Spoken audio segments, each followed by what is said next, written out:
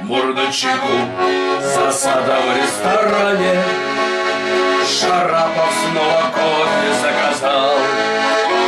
Красуется Высоцкий на экране, хотя его герой не Дон Жуан.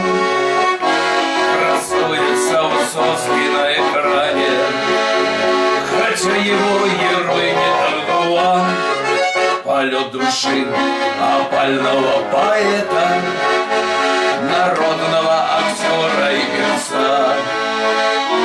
А впереди безжалостное лето и раковая цифра 42. Как изменился мир за эти годы, и рейтинг стал решать в эфире все.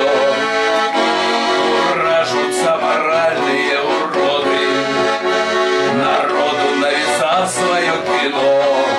Хоть я мужик простой и деревенский, смотреть не стану мыло про ментов, а выбираю телефильм советский, где с черной кошкой борется Жеглов.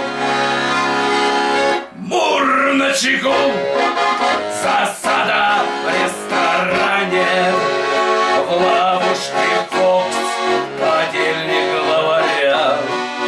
И вновь живой Высоцкий на экране, и место встречи изменить нельзя.